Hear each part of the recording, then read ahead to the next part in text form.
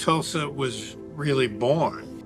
When the Creek people were uprooted by Andrew Jackson and forced at point of bayonet on their trail of tears, they brought with them the embers and the coals of their last council fire.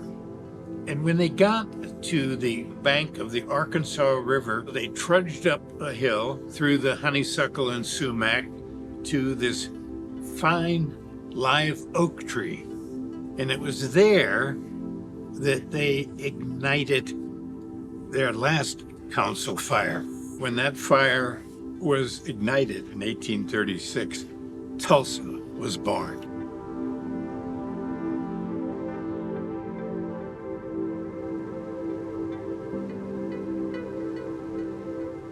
How is the character of a place defined? What does it mean to be a Southerner, or a Californian, or a New Yorker?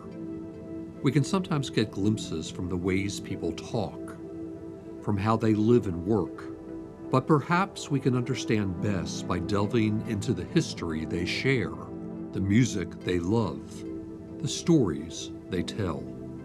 In 2024, the National Humanities Center launched the American Cities Project to focus the attention of scholars and educators on the history and culture of selected communities across the United States, to better understand those places, and perhaps to better understand ourselves as Americans. The first place we chose to explore is Tulsa, Oklahoma.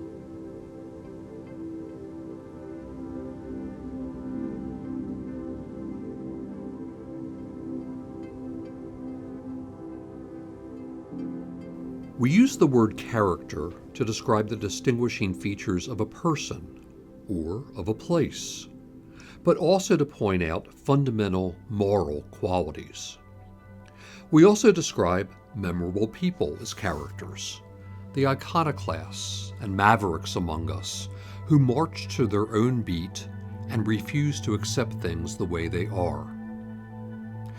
The musician Woody Guthrie, who was born about an hour outside of Tulsa, was that kind of character.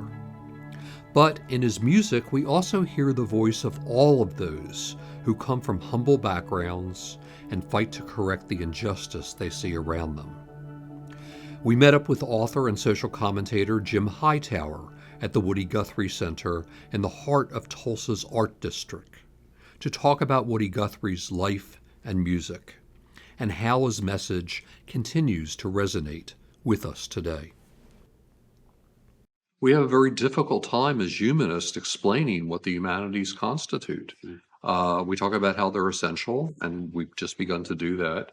But can you elaborate a little bit more in terms of how you define them? I mean, it goes to the fundamental questions of who we are, and that's expressed not just through words, but through music, through art, humans in relation to each other in a society. I know you have a deep and abiding and long-term interest in Woody Guthrie and his artistry, and I wonder if you could talk a bit about what Woody Guthrie has meant to you, and also we're in Tulsa. What does Woody Guthrie mean to Tulsa?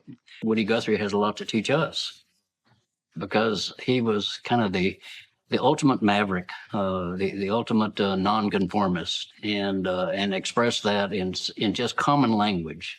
When I hear Woody Guthrie's music, I feel the rebelliousness within his spirit that is within mine as well. And it really comes down, I think, to this thought that American politics from the very start, too few people control too much of the money and power, and they use that control to get more money and power for themselves at our expense. The inequality that we face today, Woody faced. The pollution, even the Dust Bowl experience that affected Woody so much, and then wrote about and did art about. That Dust Bowl is back.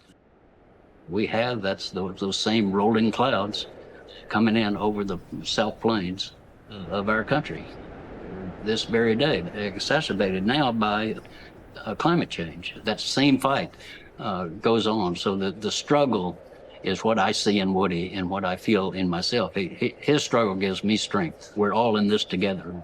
And you might not be under that cloud, but you're under similar clouds. In fact, I think today the most productive and the most accomplished movement is the environmental justice movement. That is a huge fight that is personal in each instance, but it is also universal. Why is it important for students to learn about the Dust Bowl? What lessons might they take away from having an education about the Dust Bowl to address climate crisis today? You know, the crisis is real, and young people particularly understand that in more of an instinctive way, it seems, than older people who should know, who should remember the Dust Bowl.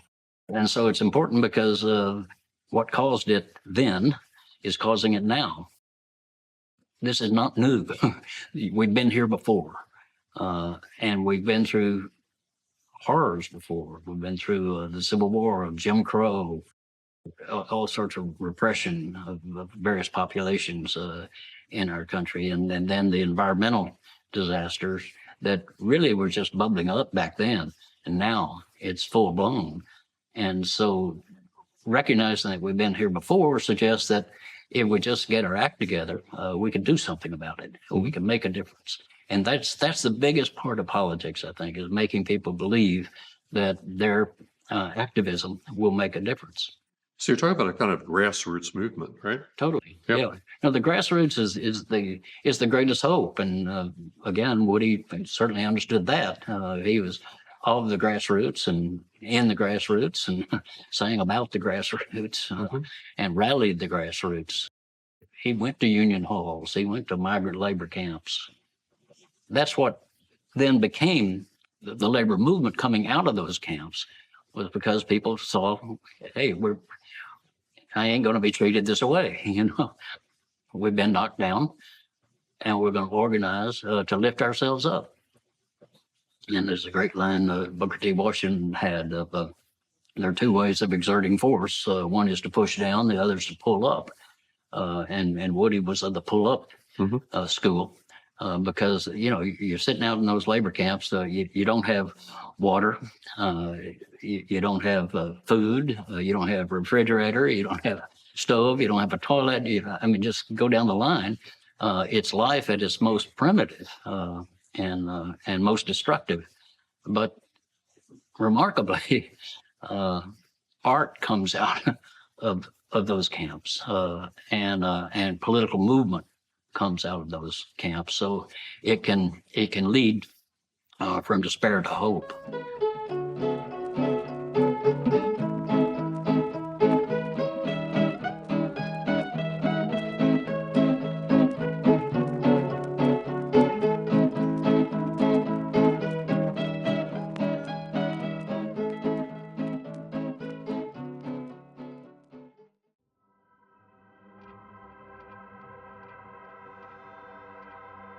We have images like Dorothea Lange's Migrant Mother, featuring an Oklahoma native, Florence Owens Thompson, with her children.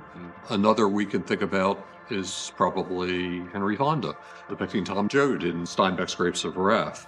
What do these iconic portrayals of the Dust Bowl reveal to us about the experience of forced displacement, environmental catastrophe? Well, they reveal humanity. Bring us full circle in our discussion here. So it reveals the strength of the people who are experiencing that deprivation to find a way to struggle to lift up, but also it reveals the identity of people who are better off. And I'm not talking about billionaires here, I'm talking about regular people who can maybe go to church and work through a church to help people out, or they had civic organizations, or they run food centers. So it reveals the humanity within us. And Dorothea Lange knew that and wrote about it, and as well as teaching it, and several others have. That is why the humanities should be studied, because it is reality of life. And the reality that we have is the richest country in the history of the world that tolerates extreme poverty and homelessness.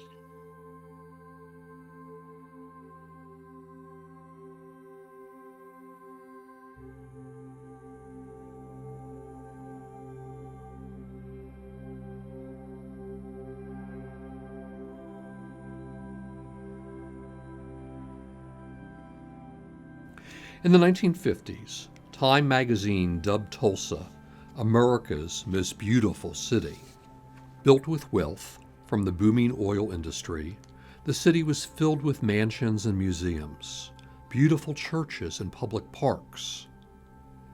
But for many, it was one of the defining stops along America's most iconic highway, Route 66. The Mother Road, as Steinbeck dubbed it, bisects and weaves through the city for 28 miles, and remnants of that era can be found throughout the city. We sat down with historian Michael Wallace to talk about Route 66 and the ways that it shaped Tulsa and changed the way we viewed the American West. The father of Route 66, Cyrus Stevens Avery, made sure that the highway came through his new hometown of Tulsa.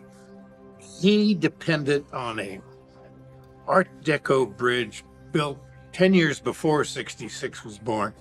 And that area is called Cyrus Avery Plaza. There's a big bronze there of Avery in a Ford with his wife and his daughter in the back and holding her kitten. And the sculptor even has a splatted grasshopper on the grill. And coming this way is a buckboard, a teamster coming out of the oil fields hauling pipe with his dog, and his horse is reared up because the old and the new have met there. Can you talk about the ways that highways like Route 66 have really shaped the western United States? There are so many nuances because nothing is predictable about Route 66. It should never be overly romanticized. It's, after all, a road of humanity. It always was a road for rednecks and blue bloods, for all sorts of people, for Dust Bowl pilgrims, for GIs coming home and getting education, and babies and taking their new cars out to show their family where they were stationed. And then you do have Kerouac and that whole road spirit that Kerouac sparked. And even before that, I can't overemphasize the importance of The Grapes of Wrath. Perhaps one of the best novels of the last century, a book that was largely banned in Oklahoma and in California. If you truly read The Grapes of Wrath, you find no greater character than Ma Joad. The resiliency of the Oklahoma people comes alive in Ma Joad. And then those soliloquies of Tom, when they're in the camps and Tom Joad is going to leave. And she says to Tom, "But Tommy, you can't leave. I don't know where you'll be. Where will you be? Where will you go?" And he says, and I'm paraphrasing, "Ma, I'll be in the eyes of a child who's hungry and has no food. I'll be in the face of a man who's getting beat up by a cop for no reason. I'll be everywhere." So you've written a lot about the American West. You've done a book on Billy the Kid. You did a book on David Crockett. Yes. So I grew up knowing as Davy Crockett with Fess Parker, Yeah. with Disney. What's the connection between the iconography surrounding the cowboy or the frontiersman and the whole notion of the open road? Again, it gets back to this whole idea of telling the truth, of being a seeker of truth and telling the whole story, warts and all. I pick subjects like Route 66, like Pretty Boy Floyd, like Billy the Kid, like Crockett, like the Donner Party, like the subject of my book coming out next year, Belle's Star, the so-called Bandit Queen. So you peel back the myth, the legend, the innuendo, the outright lies, and you expose the real story. God, and it's so great to have that sunlight pour in on the real story. A lot of people, a lot of humanists, particularly those doing scholarship today, would say the iconography also obscures the story of Native American people, Yeah, the story of women, it the does. story of oppressed blacks and Latinos. Absolutely. In the late 40s, early 50s, when we went on a road trip, it was a delight for a 5, 6, 8-year-old boy, white boy from the Midwest. When that Plymouth backed down the driveway, the vacation began. However, it was not a pleasant trip if I would have been an 8-year-old black boy from St. Louis. I would not have had a good time. And thankfully now we've brought back to life the Green Book. Right. And the Green Book was a lifesaver. It was a manual that African Americans used. It told African American travelers where they could stop to eat, where they could stop to sleep, where they could stop to use the bathroom. In its heyday, in say 1955, Nat King Cole couldn't have gone into the Rock Cafe right down the road here in Stroud, Oklahoma. He would have had to go to the back door and get a sack of food to go. Those are the stories, and not just poodle skirts and 57 Chevys and cheeseburgers, but they see the road as a place where Dust Bowl pilgrims followed the scent of oranges to the Pacific, where GIs hitchhiked back and forth. All of those episodes, those incarnations, are equally important and must be preserved and go on.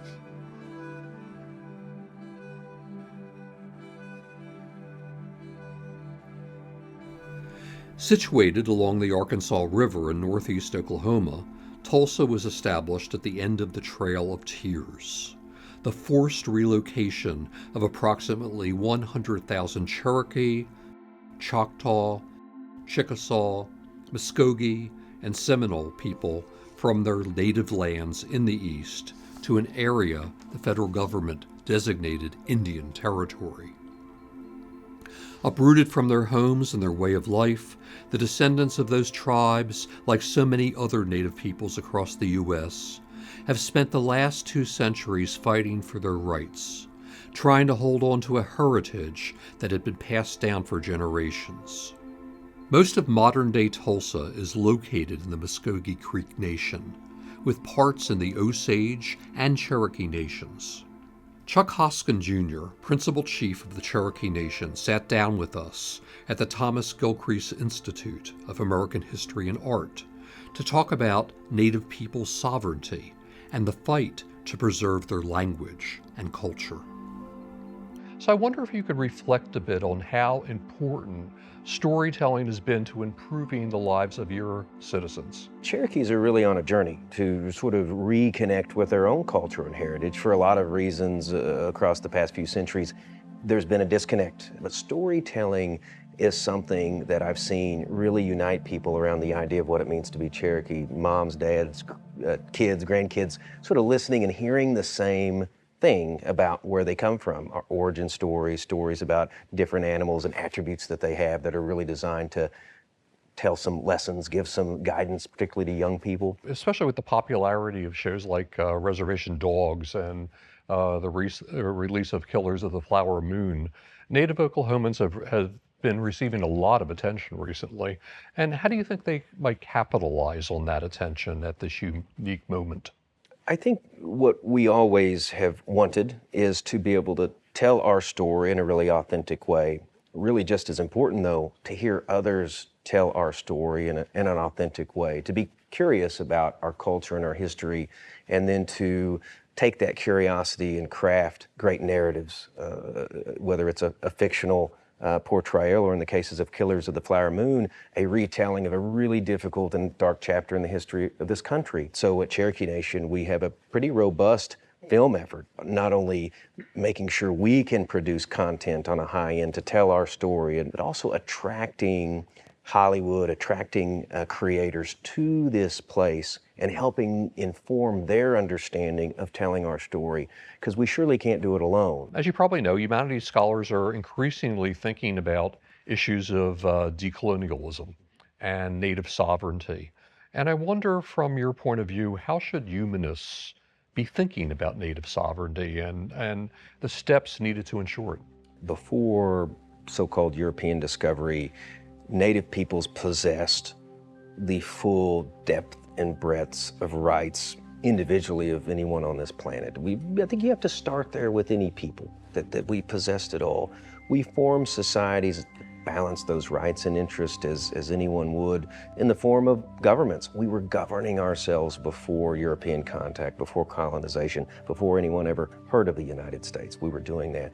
That often gets lost in people's understandings of native peoples. Will we ever get back to the point in which tribes were living isolated from non-natives? No, and there's really never been a time when native peoples on this continent have been isolated from anybody. We've had to interact, but we did possess certain inherent rights that anyone would say is how you govern yourselves, and we need to be on a path to restoring that as much as possible and practical in this country. People often think about it in terms of land, and that's important too, restoring our rights as native peoples to enjoy land and the property that we have. So those are things I would like people to think about, but I think they have to go back to the origin. We were governing ourselves just fine before people may have gotten lost at sea and thought they discovered something. I think if we start there and work forward, then we can work beyond where we are now and try to restore things. So the Cherokee Nation's the largest tribe in the United States, and nearly a third of its citizens live here in northeastern Oklahoma. So what do you consider to be the most pressing issues for the Cherokee people or for other tribal nations in the U.S. at this time? Well, Tulsa is a really remarkable city, first of all. It's a beautiful city. There's great opportunity here. It's a city that is on the rise in so many ways. Quality of life, being a city that frankly values diversity more than other parts of the world, other parts of the country. I think there's a lot of progressive thinking here.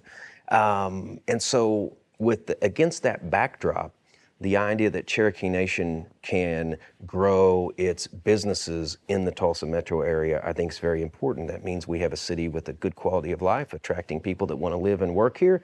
They should work for Cherokee Nation if they're Cherokees. And so this is an opportunity, I think, to tell our people this is a great city that we can partner with. Now, there have been tensions from time to time, and we should be honest about that. There have been some conflicts concerning McGirt. There's been some conflicts historically. But I think by and large, the community here is very much celebrating Cherokee Nation, celebrating Native culture, and sees us as having a role in the economics of this city, in the culture of this city. I think about the fact that more and more we're investing in this community. It makes me feel like we're inextricably linked in terms of our future. Like the success of Tulsa very much is going to align with the success of Cherokee Nation, and I think that's a good thing. So can you talk a little bit more about the preservation of the language and the efforts that are being undertook in the education system to do that and in the community as well? So we're the largest tribe in the country, 460,000 citizens. Most Cherokees are like their chief. They don't speak Cherokee. We have about 2,000 first language fluent speakers left in a tribe of 460,000. We've had a lot of foes when it's come to our language and culture over the generations. The biggest foe right now is the passage of time, the fragility of human life. We've got these speakers mostly over the age of 70. So we have an immersion school based in Tahlequah and a new one in a community in Adair County, which is just to the east of our capital in Tahlequah, in which kids go in and learn reading, writing, and arithmetic in Cherokee. And so that means there are kids coming out of there that are on their way to fluency. It's a difficult language. Oklahoma public schools that a few generations ago pushed the language out now crave it and want it in. We want to provide some content there. We send teachers out all over the reservation and even across the country to help Cherokees reconnect or at least get some enrichment in our language. There's people right now as we speak creating animation, aspiring to create a great Cherokee cartoon for kids. There are people last weekend that were doing voiceover training so that they could be voiceover artists in a production in Cherokee, dubbing things and things of that nature. We have to really leverage the creative arts and technology so the demand for the language and the accessibility of the language is present or we're not going to succeed. But I feel like with the effort we're putting forward, we have a great language center in Tahlequah, we're going to succeed.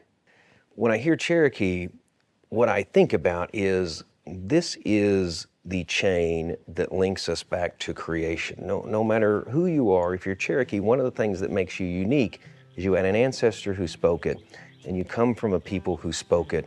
And even though you don't maybe have it up here, I don't have it up here very well, it feels like it's here in your heart. And so it does something. I think that's what's motivating Cherokee leaders and Cherokee citizens to understand that this is a vital mission. We've all got to be on it. We may not all be fluent. Some people might be like the chief and think it's not in the cards, but you can love the language, support the language. And I think part of it is thinking about where we come from, our origin. You wash a decent, dig a doohan, I would tell she dolan, chichu, chigason. Mohi uwayan, joga da woan, judo the one decent, chichu, chigason, chichu, chigason. Slowly unadothan, gati ohi, oji si donela, si oje dohan. Dikadini othling, donane lohasko, anali heligo, si oje dohan, si oje dohan. Ulego hasti andan etlisko, guti hohi. Nani Teski, Ani Jayusni, Agaliha Nawakto Hieda.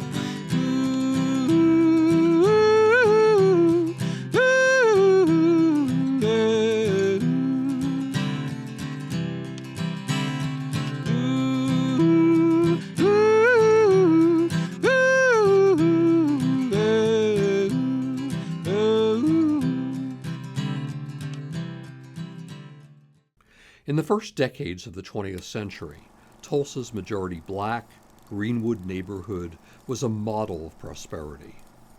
Filled with small businesses, the area along Greenwood Avenue had been dubbed Black Wall Street. But in June of 1921, that all suddenly changed when mobs of white residents attacked and killed black citizens and burned much of the thriving neighborhood to the ground. A painful legacy for the city and members of the Greenwood community to contend with for over a century. But the story of Greenwood is not just one of violent racism.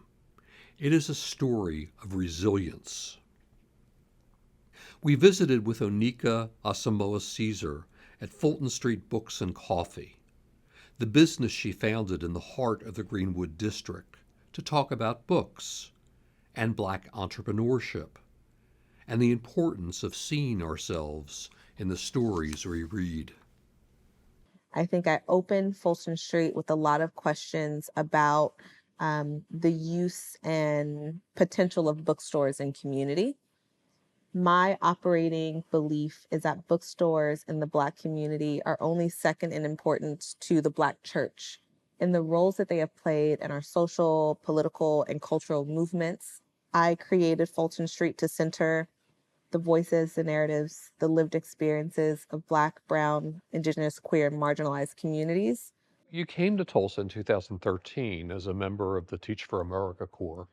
And what led you to stay here? And how did you experience Tulsa as an outsider initially? I think ultimately what caused me to decide to choose Tulsa, and I'm glad I get to say that it's not just I came here and stayed. So I intentionally chose Tulsa as a place to move back to live, and to build a life, was because the history of Black Wall Street, the history of Greenwood, was one that I could not neglect. I think once you come to Tulsa and you hear the history, and back in 2013, 2014, 2015, see what's actually happening on the ground, it was very hard to say, nope, I'm leaving, I can't do that. And so decided to really come here as part of a reclamation of that legacy. What's the through line to operating a bookstore? I think it's about levers of change. It's me on this journey to figure out where am I best positioned to create the most impact and the most change. I get to Tulsa, day 2, I hear the history of the city. I was a history major. and I had not heard of Greenwood. I had not heard of the race massacre. And I was shocked and I was angry. And so I'm teaching, and I remember this moment of just looking out into my classroom, and I'm teaching at a school that was underfunded, that was understaffed. And I'm looking at my students, and I just have this moment of, you know, these are the descendants of the folks who built Greenwood. How did we get here? And part of what I loved growing up, I think part of what made it a huge difference for me was the ability to read, to have access to books, to use books as a portal into other places when I didn't want to be where I wanted to be.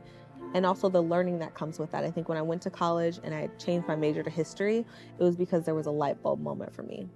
I wanted to scream from the from the mountaintops, like, oh my gosh, did y'all know that all of these things happened? And so reading books were very liberatory for me. And I wanted to go back to that, right? When my children were rejecting the books I was putting in front of them and weren't as excited, and I did some digging, I think ultimately what I found, and I say this over and over and over again, and I want people to understand the impact of this, I was putting books in front of my children that denied them an existence and a future in this world. Everything I was putting in front of them told them that they did not belong here or that they did not exist.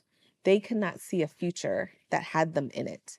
And I think what that does to a child cannot be underestimated. It's crushing. It changes the way you walk through the world.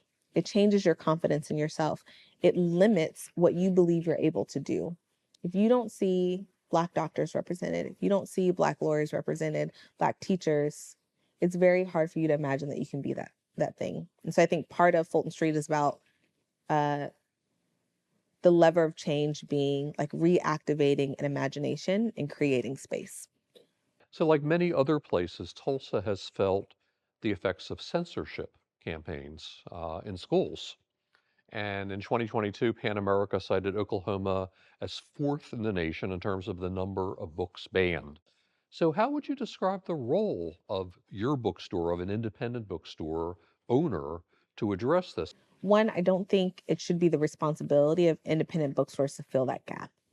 The road to book bans, I think, is one that we also should examine as a community, right?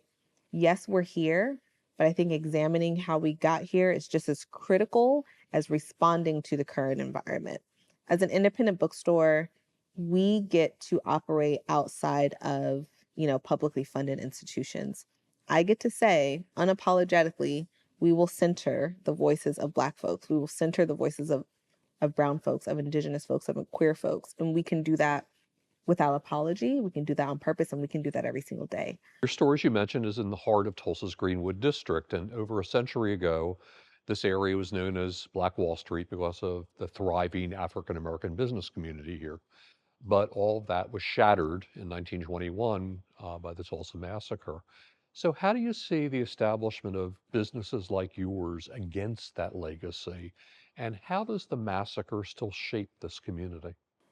I think one of the things that we hold as Black business owners, especially in historic Greenwood, is the weight of the history of the space. I love being a business owner. I love being Black. I wake up Black every day and I rejoice and thank God. And we aren't granted the same room for failure. If Fulton Street goes under tomorrow, it's not just I, Onika, have failed. It is I have failed my community. And so I think bearing that weight is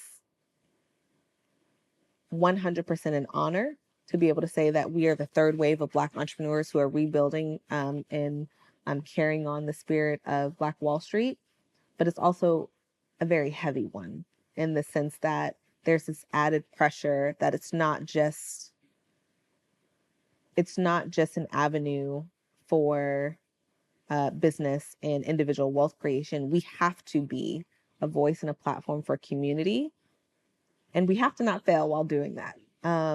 But I also think that it's beautiful to have Black-owned businesses, and it's not sufficient. to just have Black-owned businesses. Part of Black Wall Street, Greenwood, and that legacy was also around the ways that community operated. And we don't get that without also investing in communities. Having 10 Black-owned brick and mortars sprinkled throughout a district that used to be 40 square blocks is in no way a reclamation of that grand legacy. It's part of improving and part of reclamation, but I don't want people to think, right, that like, oh, Black Wall Street is back or Greenwood is back, because this is definitely not evidence of that. Like most American cities, some Tulsans struggle to get ahead, and the economic divide can lead to generational legacies of underachievement and suffering. Tulsa has set itself apart, though, with innovative approaches to help break that cycle. For the past 2 decades, Tulsa Educare has provided a national model for delivering early childhood education for the city's most disadvantaged populations. To get a sense of what Educare is doing and how it is changing the lives of young Tulsans, we visited with Executive Director Cindy Decker. I've always noticed inequality from a really young age. I went to public elementary school and I noticed Tulsa was being integrated at that time. I noticed a racial divide and I was interested in why that existed. And so when I went on to become an economist, I learned so much about income inequality and the intergenerational transmission of inequality. So, you know, you kind of grow up thinking America is the land of opportunity and everyone can raise themselves up by their own bootstraps. And I started learning that's really not true. And so I just believe in everyone having quality education as a basic right. Tulsa Educare does 2 main things. We operate 4 schools serving children who all have to qualify for our program, and we reach 656 kids that way. We know there's so many more kids in our community that need support. We're helping train teachers and train parents and reach thousands of more young children. So what an important mission.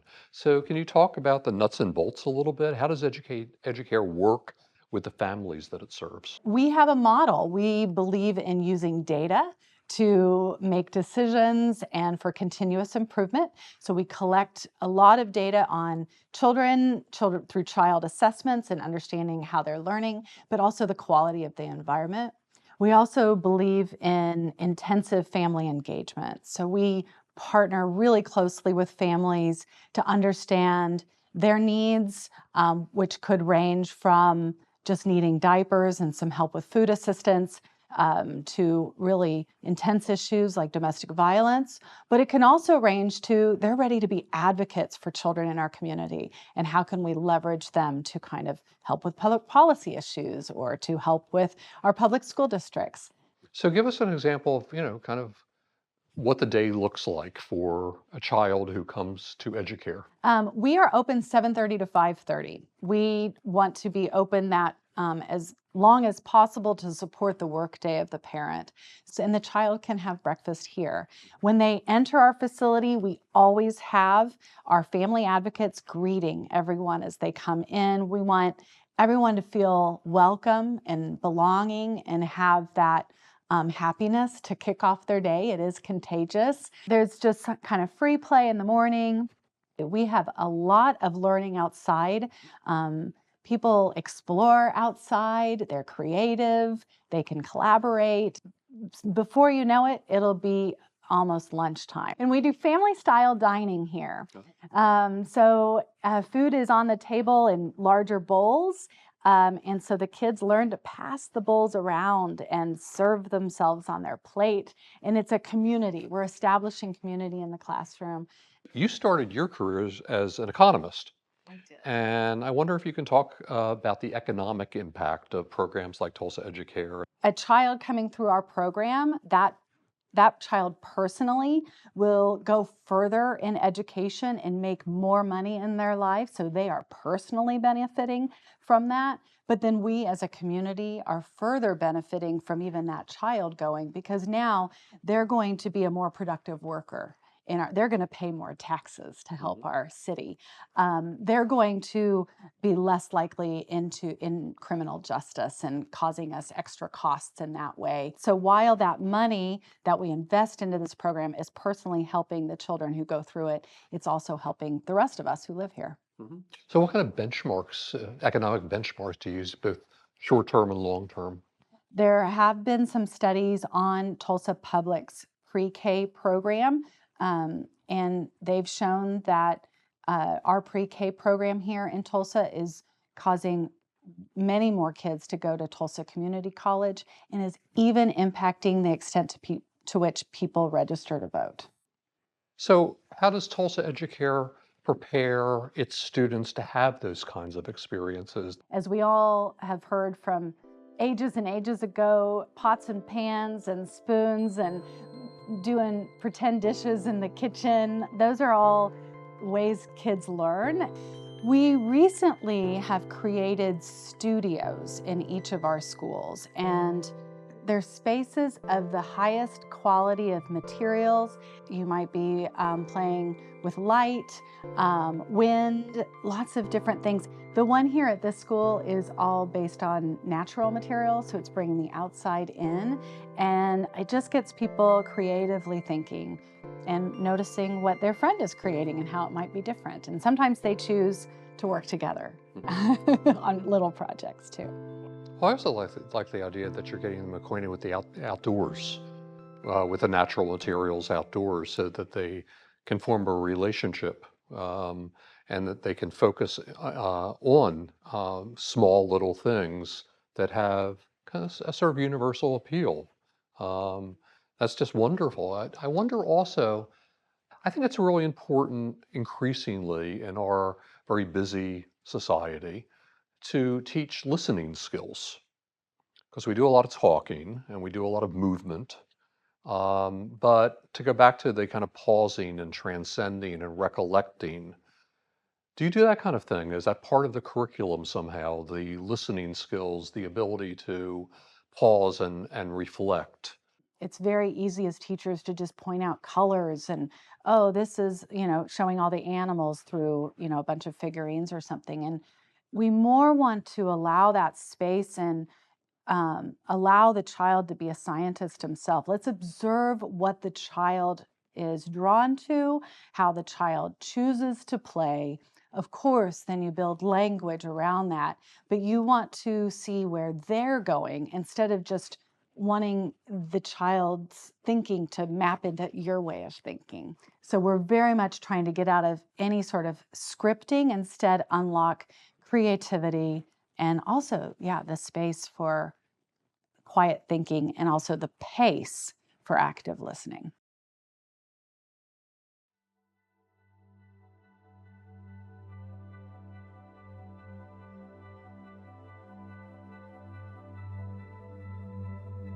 Innovation in Tulsa is not exclusive to the education of its children, as the city looks to attract new people, diversify its business environment, and build a community where people want to live and raise families. 10 years ago, that led to the creation of one of the largest public works projects in the country, the Gathering Place. A beautiful park and public space for Tulsans to reconnect with nature and with each other. We visited the Gathering Place to talk with Jeff Stava, the park's chief operating officer, to talk about the creation of the park and what it means about the city and its future. All great cities have central parks or central gathering places for people. And, we've been broken up in socioeconomic, racial, lots of different segments of our society. And the gathering place is really meant to be a place for all. From the minute you get out of your car and you step on the stone curbs, everything is intentional, and it's a place that you've never been to before.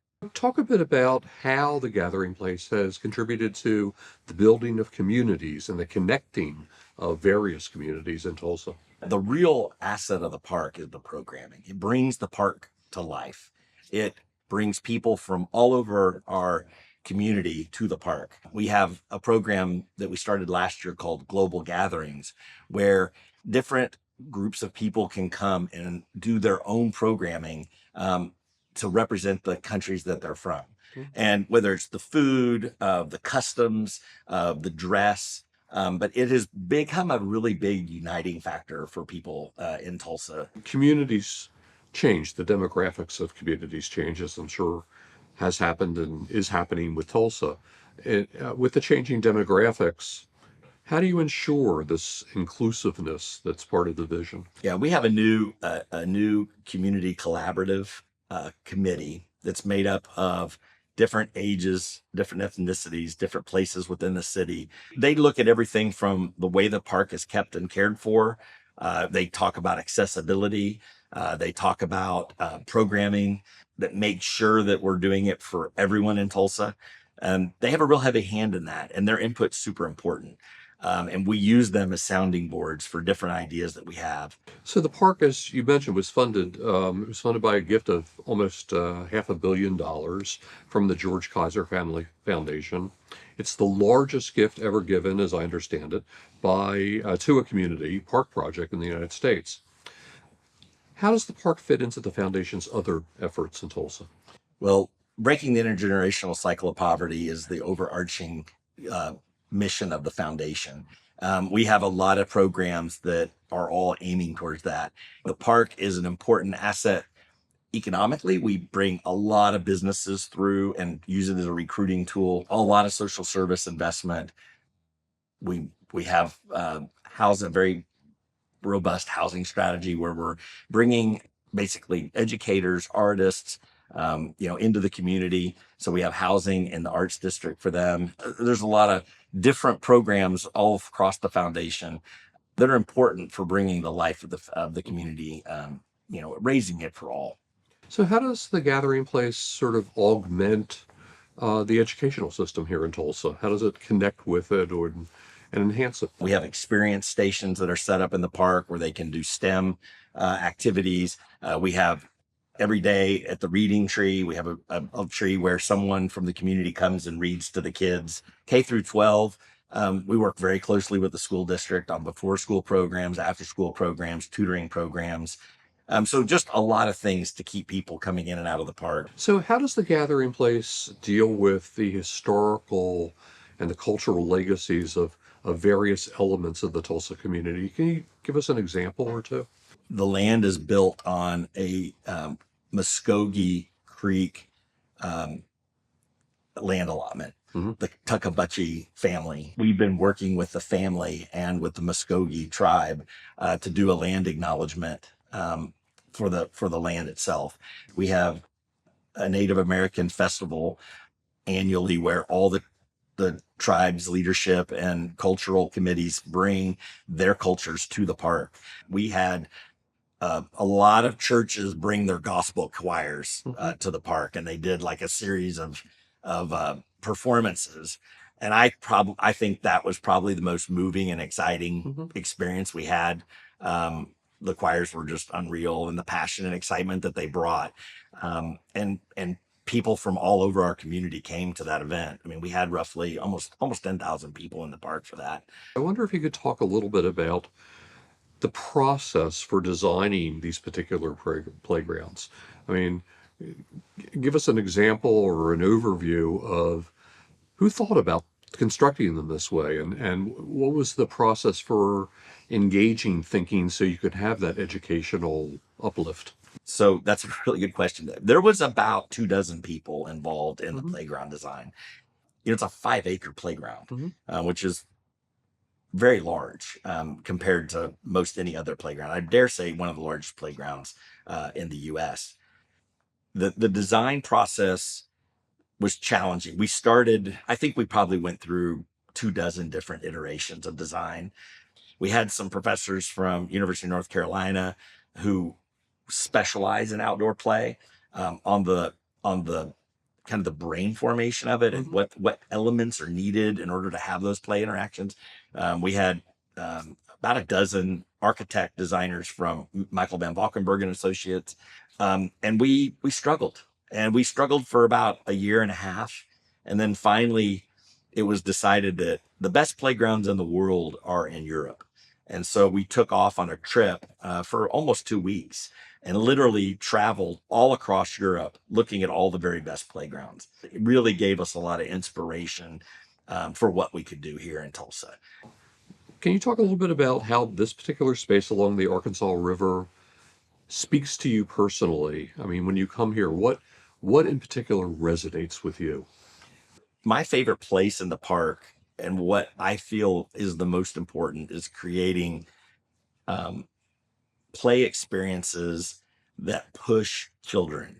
I think that, you know, attorneys have caused playgrounds across America to be dumbed down, where, you know, everything is 18 inches off the ground. It's plasticized or metallized, and there's no raw, you know, textural feel to any of the equipment. And it's so safe that it's not even educational. Creating safe playground, but yet one that excites, you know, engages kids is really important. We have this netted bridge that kind of goes and connects two towers, and it's about, you know, 25 feet in the air. And when you're in the doorway and you're looking out, you see the ground. And so you watch a child stand there and think about the risk they're getting ready to take to jump out. And the child latches onto the roped bridge and gets their footing with their feet. And you can see the instant recognition of accomplishment, that they took a risk and they're safe and rewarded, and it's not scary.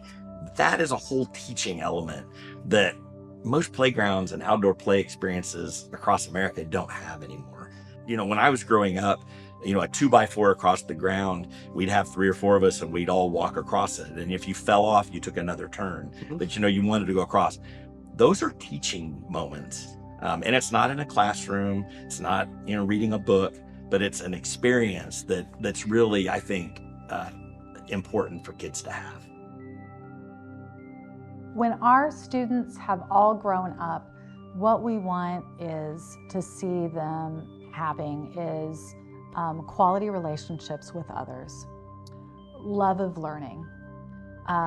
They're stable in their own lives, so they have enough income to provide food and housing. Doesn't mean they all have to be, you know, making a bunch of money. We want them happy and healthy, and curious and committed citizens to our community. So voting, caring, informed about policy, and those are the main things that I'm thinking about.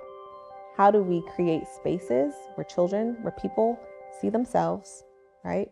Where we start to get into this world of really being able to imagine again a world in which we exist, a world in which our communities exist, our languages, our families, our cultures, and thinking through like what is the impact of that on the way that we live our lives.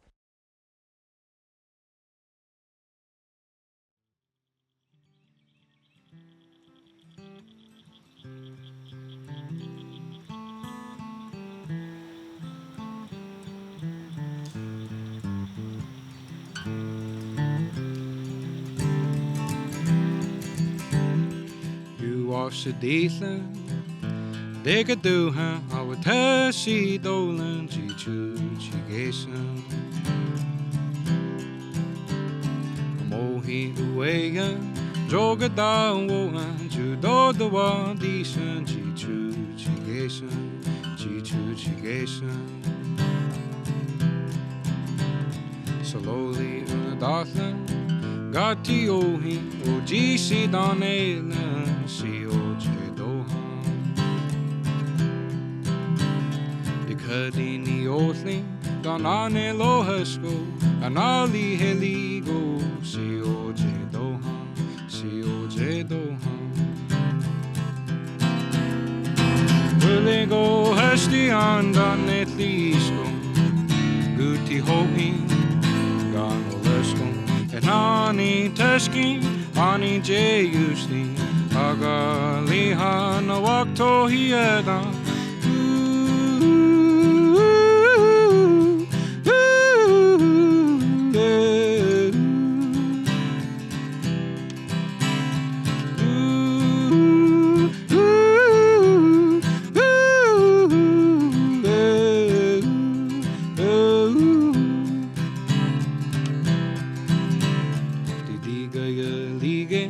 Dilo destin, corrida gestin, lino estin.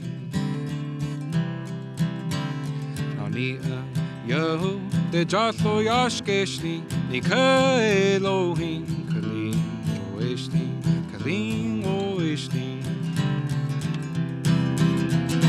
Ulego hesti andan etli iskon, guti hoin, gano leskon. Nani Teskin, Ani J. Usni, Agalihan, Wakto Hieda.